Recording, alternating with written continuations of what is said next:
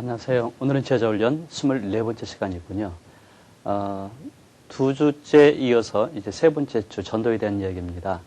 첫 번째는 전도 이론, 그 다음에 두 번째로는 바울의 간증, 그리고 세 번째로는 자기의 간증, 그리고 이제 네 번째 다리 전도법을 공부하는 시간을 갖도록 그렇게 하겠습니다. 자, 먼저 다리 전도법이 어떤 것인가에 대해서 알기 위해서 간단한 이야기를 하나 들려드릴까요? 저랑 같이 공부했던 한 집사님이 계십니다. 그분은 어떤 큰 대형 교회 집사님이셨는데 그해 그 교회 전도왕이 되셨어요.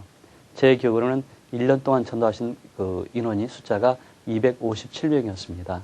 근데 중요한 것은 예수를 믿으세요라고 교회를 키는 정당 각 개인에게 복음을 전해서 그분들이 결신하게 했다는 사실이죠. 아주 대단한 분입니다. 그분이 전도하는 방법을 잠깐 소개하도록 그렇게 할까요?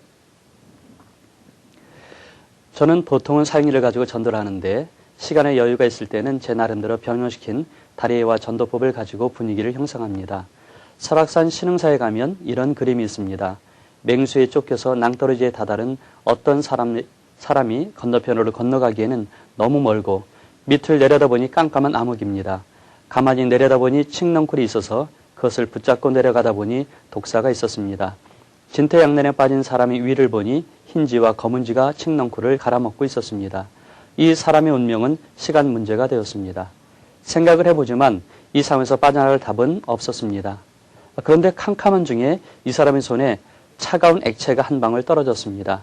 그 맛을 보니 꿀맛이었습니다. 이 사람은 자신이 처한 현재의 위급한 상황은 잊어버리고 어떻게 하면 그 꿀을 더 먹을 수 있을까 하고 벌집을 찾았습니다. 벌집을 찾아서 손을 벌집 속에 넣는 순간 벌들이 쏘아대서 그 사람은 떨어져 죽고 말았습니다. 저는 간증을 잘하지 않는데 제가 중학교에 다닐 때 주변 사람들이 죽어갔습니다. 그러면서 나도 언젠가는 죽겠구나 하는 것을 깨달았습니다. 파스칼은 이렇게 말했습니다. 인간은 갈대보다도 약하다. 독약 한 방울이면 죽일 수 있다. 그러나 인간은 자기를 죽이려는 어떠한 것보다도 위대하다. 자신이 죽는다는 사실을 알기 때문이다. 취직을 하고 살다 보니 세상이 쾌락에 젖어서 과거에 가졌던 죽음에 관한 의욕들을 잊어버리고 말았습니다. 물질적으로 부유한 사람들을 열망하게 됐습니다. 그럴수록 삶은 어려움만 같습니다. 이 칡넝쿨은 사람의 수명입니다. 독사가 울거리는 것은 죽음의 심연이고 쥐는 낮과 밤이라는 세월이고 꿀은 인생의 쾌락이고 벌이 쏘는 것은 쾌락을 쫓다 보면 고통도 따른다는 것을 말하는 것입니다. 이것이 인생입니다. 나 역시 이 문제에 대해 많은 갈등을 했지만 나에게 이 같은 사실을 설명해주는 사람은 없었습니다. 어떠신지요? 우리가 전도를 하게 될 때 대상을 정해놓고 그 사람에게 내 가장 심각한 문제를 얘기해주면서 노출순경이죠. 그래서 그걸 어떻게 극복했는지 자기 간증을 하면 상당히 효과적으로 사람에게 다가갈 수 있습니다. 바로 이 집사님의 전도 방법이 그렇게 시작이 되죠. 직장생활을 하시면서 새롭게 그 근무지로 오시는 분들이 있으면 한 명도 놓치지 않고 이렇게 만납니다. 밥을 사주거나 차를 마시거나 먼저 프로포즈하죠. 그리고 앉아서 적당한 시기가 되면 자기의 간증을 통해서 마음을 열게 하고 그 다음에 구체적으로 복음을 증거하게 됩니다. 어떻게 이 집사님처럼 전도를 잘하는 그런 성도로서 또는 전도를 잘하는 그런 일꾼이 되고 싶지 않으신지요? 오늘 한번 같이 공부해 보도록 그렇게 하겠습니다. 먼저 오늘 다루게 되는 다리 전도법이라는 것은 어떤 것일까요? 다리가 주고 있는 의미가 있겠죠. 처음 이 다리 전도법을 생각한 사람은 네빅더 선교의 도슨 트로트맨이라고 얘기를 합니다. 하지만 도슨 트로트맨이 이것을 하기 전에 먼저 사용한 사람이 있습니다. 그 사람을 우리는 중국의 선교사로 말할 수 있는 허드슨 테일러에서 볼 수 있죠. 허드슨 테일러가 속해 있는 그 선교에서 어떻게 하면 복음을 잘 전할까 해서 그림을 그려봤습니다. 이렇게 되겠죠? 절벽이 있습니다. 많은 사람들이 물이 가져서 가게 되죠. 근데 앞을 보지 못하거든요. 앞을 보지 못하니까 떠밀려 갑니다. 그러다가 밑으로 떨어지게 되죠.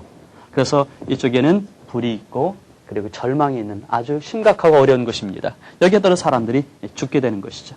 하지만 이 무리 가운데 한 무리는 길이 있습니다. 그래서 건너편으로 가게 되는 거죠. 이 길이 예수 그리스도의 십자가가 되는데 이쪽으로 건너가서 평안한 삶을 산다는 얘기죠. 복음을 잘 제시하는 그런 그림이 될 것입니다. 하지만 좀 단편적인 것 같아요. 그래서 성경 말씀과 연결시켜서 제대로 된 정리가 된 것이 제가 오늘 소개하고자 하는 다리 전도법이 되겠습니다. 자, 그럼 그 전에 우리가 생각할 것이 있습니다. 우리가 전하고자 하는 복음은 과연 어떤 내용들일까 하는 것이죠. 복음에는 많은 요소들이 있습니다. 그래서 복음을 증거하는데 몇 가지 도구를 사용하기도 하죠. 그 중에 하나 기억나십니까? 한 30년 전 제가 시골교회 겨울 성경학기를 도와주러 가기로 했었습니다. 그래서 친구들과 더불어 7명이 가게 됐죠. 저 대전 지나서 전라북도가 되는데 대전에서 내려서 금산을 거쳐서 가게 됐습니다. 주일날 밤 예배를 마치고 우리가 용산역에 모였어요. 그래서 11시에 모여서 이제 기차를 타고 가게 됩니다. 그런데 웬일입니까? 가는 도중에 눈이 오죠. 대전에 내렸습니다. 폭설이 내렸죠. 아마 한 20cm 내렸다는 그런 예보가 있었던 걸로 기억합니다. 대전에서 첫 번째 통과는 금산까지는 마침 차가 있었습니다. 버스를 타고 갔죠. 갔는데 더 이상 차를 가지 못하더라고요. 아마 한 70cm 정도는 쌓인 것 같아요. 그래서 거기서 우리가 이제 모여서 같이 밥을 먹고 그리고는 백리길을 걸어간 기억이 납니다. 그리고는 시골교에 도착해서 일주일 동안 아이들을 이제 말씀으로 또 율동으로 또 게임으로 함께 지냈었는데 그때 저에게 맡겨진 것이 중고등부 학생들에게 부흥회를 하라는 것이었습니다. 자, 어떻게 하면 좋을까 해서 했던 것이 제가 배웠던 글 없는 책이라는 책자였습니다. 아시죠? 글 없는 책? 이것은 어린 전도회가 많이 사용하는 그런 것입니다. 책이 있습니다. 근데 글이 없고 색깔이 5가지가 있죠. 그래서 맨 처음에는 황금색 장입니다. 황금색. 이건 천국을 얘기하죠. 자, 천국에는 무엇이 있을까? 그리고 천국에는 무엇이 없을까 해서 아이들에게 호기심을 갖게 합니다. 그 다음에 두 번째로는 검은색이죠. 검은색. 이것은 죄와 지옥을 얘기하게 됩니다. 죄를 좀 어떻게 되는가 해서 암울한 내용을 전달하죠.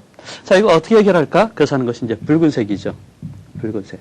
이건 그리스도의 십자가의 보혈의 은혜를 얘기합니다. 예수님이 우리를 위해서 죽으셨다. 그 다음 흰색 장이죠. 여기에서는 우리가 예수를 구주로 영접하면 그럼 주님이 내 안에 들어오셔서 나를 깨끗게 하신다 하는 말씀이죠. 영접입니다. 자, 그런 다음에 마지막 이건 이제 초록색입니다. 초록색.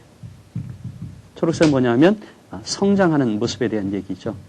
먼저 교회를 나가게 되고 그리고 요한복음을 읽으면서 말씀과 기도 가운데 성장해야 된다 하는 얘기를 하고 있습니다.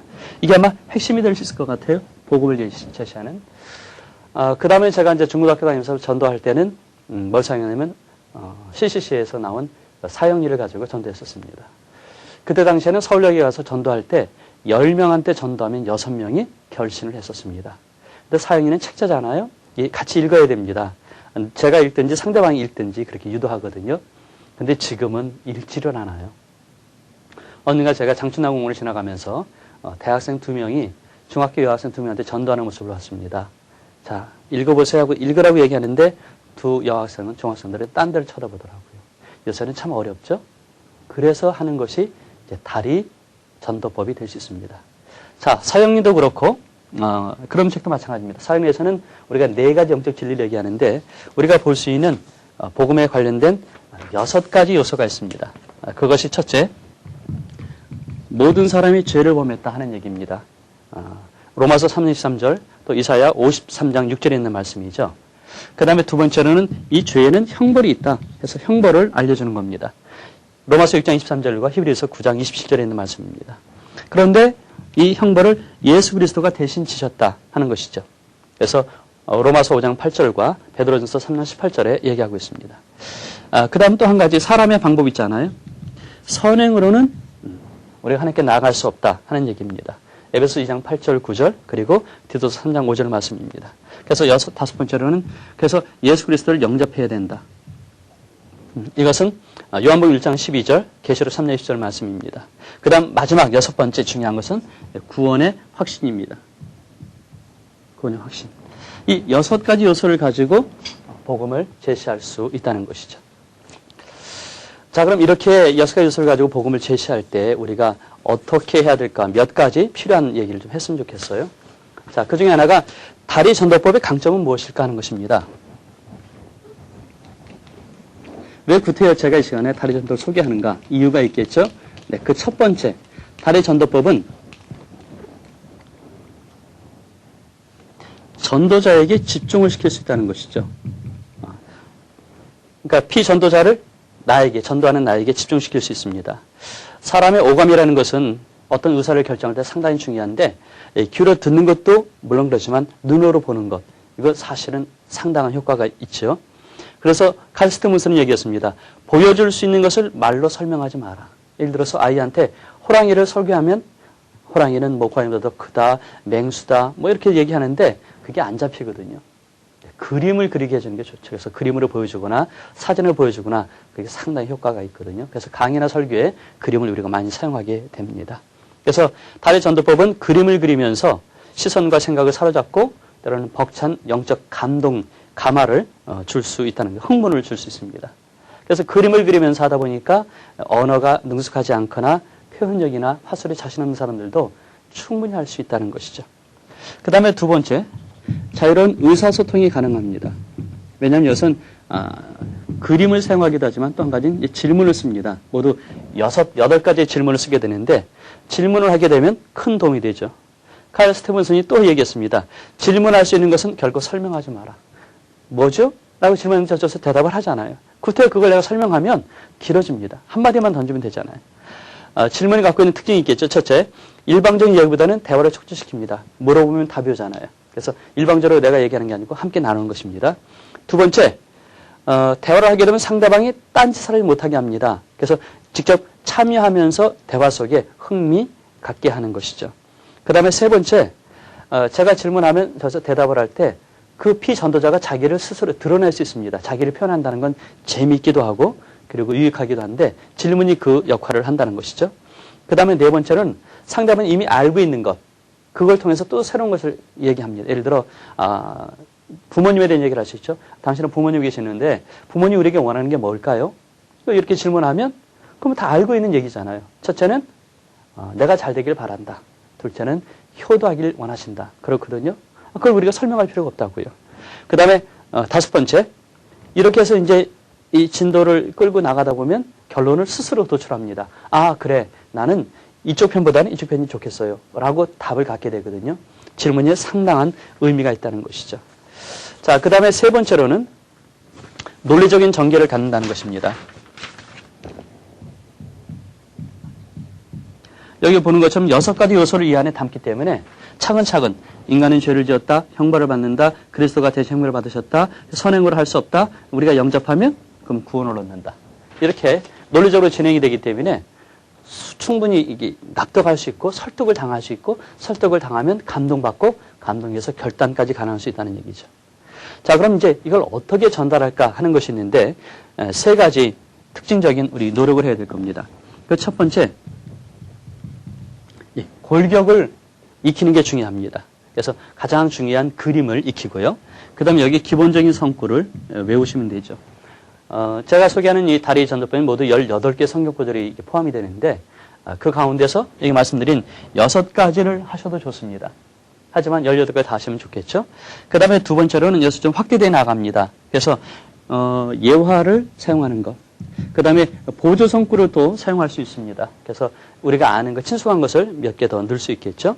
그 다음에 마지막 세 번째로는 우리 스스로 해야 되는데 이걸 완전히 내 걸로 만드는 그 훈련이 필요합니다. 거기에다가 상대가 이렇게 질문해오면 반대를 하는 질문해오면 그걸 어떻게 처리할까 하는 것까지 준비하시면 되겠죠.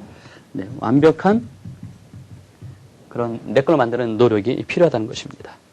자, 그러면 어떻게 할 것인가 하는 얘기를 우리 잠깐 봤으면 좋겠습니다.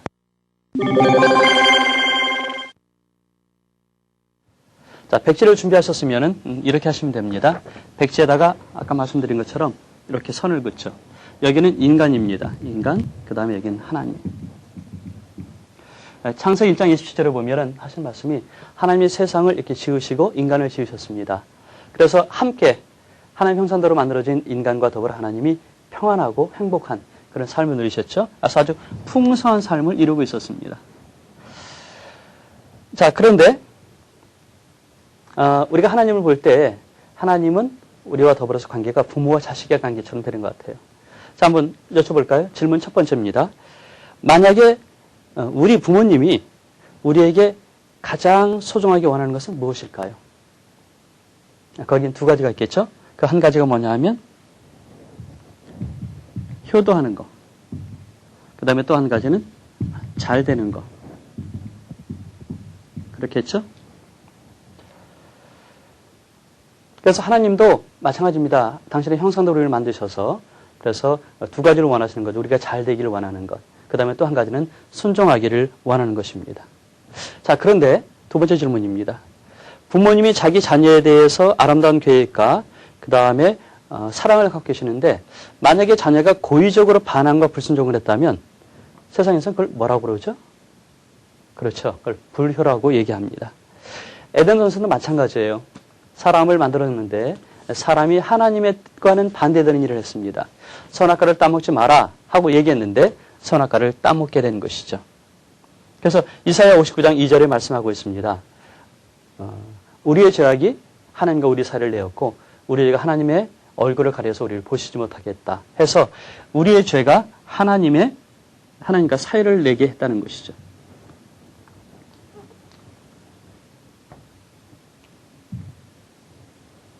그래서 우리의 죄가 하나님과 우리 사이를 내게 했습니다. 자, 마찬가지로 우리가 잘 알 수 있는 로마서 3장 12절이 말씀하고 있습니다. 23절 말씀하고 있죠. 모든 사람이 죄를 범하였음에 하나님의 영광에 이르지 못하더니. 자, 당신은 내 자신이 완전하다라고 생각해 보신 적이 있나요? 우리가 완전하지 못하다고 하는 것은 우리가 죄를 지을 가능성이 있다. 그런 얘기죠. 어떻습니까? 죄를 지어본 적이 있으신가요? 이렇게 물어보면 어쩔 수 없는 대답이 네라고 얘기합니다. 뭐 할 수 있으면은 로마서 3장 23절에 있는 말씀을 우리가 소개하면서 거기에 자기 이름을 넣어볼 수 있게 되겠죠. 그렇습니다. 모든 사람이 죄인이 되었습니다. 자, 그런데 히브리서 9장 24절이 말씀하고 있죠. 9장 27절에 사람이 한 번 죽고 그 뒤에는 심판이 있다고 얘기합니다. 그렇죠. 사람들에게는 한 번 죽는 죽음이 가능합니다. 그리고 나서 심판하게 된다는 것이죠. 그 죄의 심판은 과연 무엇일까? 로마서 6장 23절에 말씀하고 있는데 그것은 사망이라고 얘기하고 있죠. 그래서 이것은 단순한 사망이 아니라 완전한 사망입니다. 그러니까 육체적인 사망이 아니라 둘째 사망으로 해서 지옥에 가게 된 걸 얘기하죠. 계시록 21장 8절에 보면은 불과 유황이 있는 곳에 우리 떨어지게 된다고 얘기를 하고 있습니다. 자, 우리 네 번째 질문 해봅시다.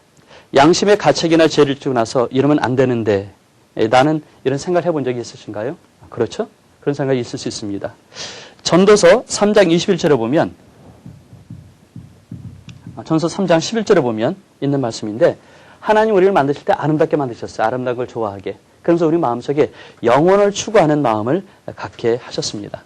그래서 이렇게 하나님과 떨어져 있는 인간이 하나님을 향해서 나가고 싶은 마음이 있습니다. 그래서 다리를 놓는 거죠. 무슨 다리를 놓을까요? 뭐 여기에는 선행도 있을 수 있겠습니다. 또는 뭐 철학이 있을 수도 있겠죠. 그 다음에 여기는 종교도 있을 수 있겠어요. 아니면 또 돈도 있을 수 있겠죠. 사람들은 이렇게 노력을 합니다.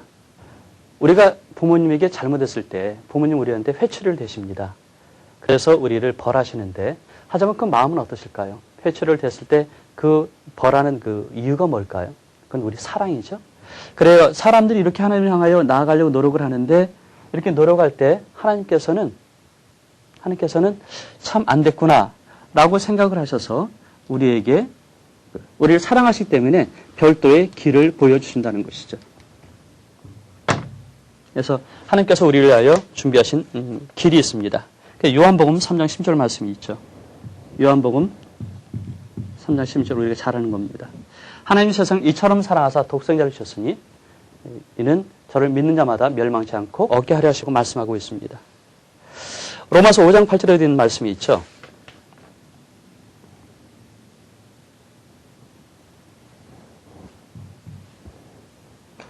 로마서 5장 8절에 보면 그런 말씀이 있는데 우리가 아직 죄인 됐을 때 그리스도께서 우리를 위해 죽으심으로 하나님께서 우리에게 된 자기의 사랑을 확증하셨다고 얘기하고 있습니다.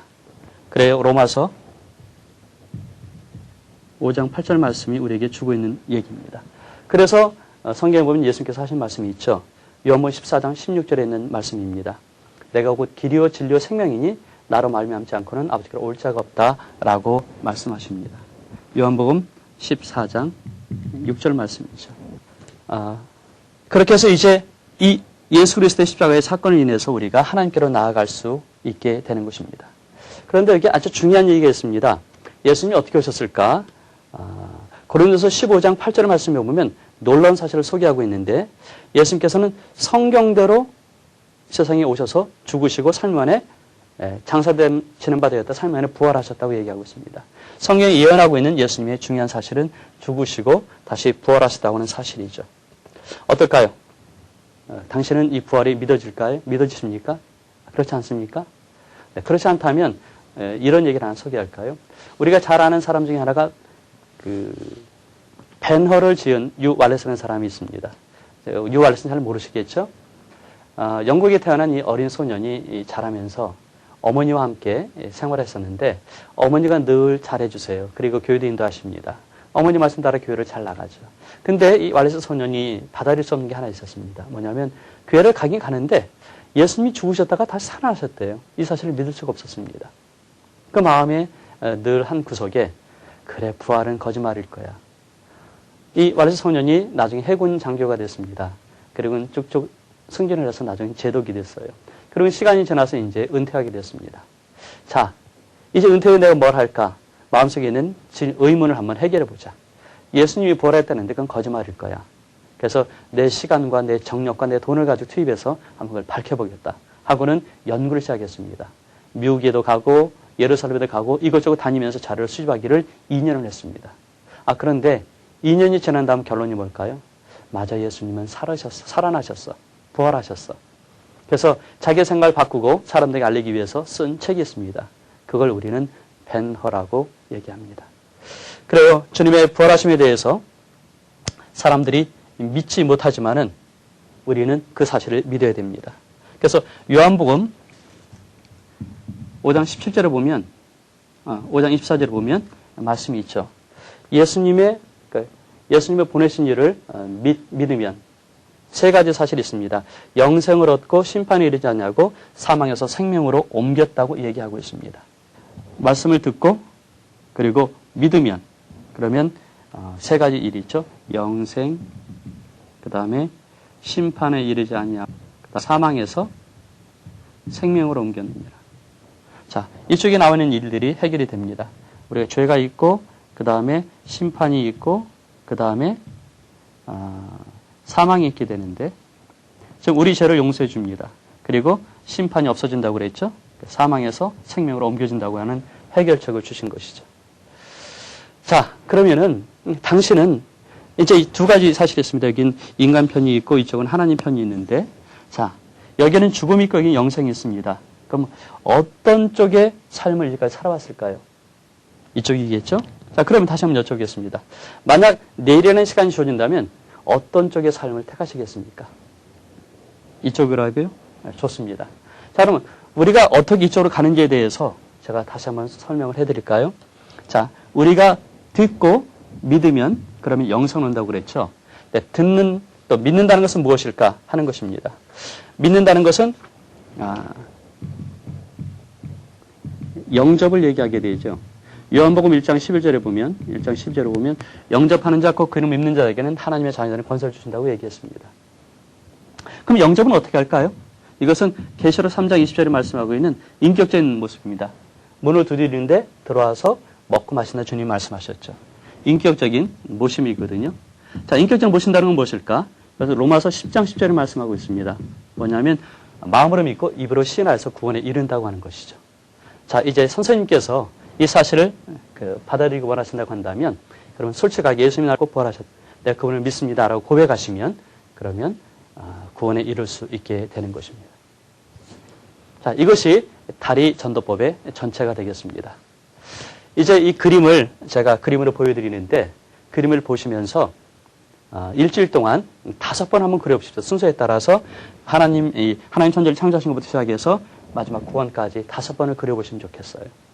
그리고 나서 이걸 가지고 연습을 하시고 남에게 전도할 수 있을 때 전도가 될 수 있습니다. 오늘은 여기서 마치도록 하겠습니다.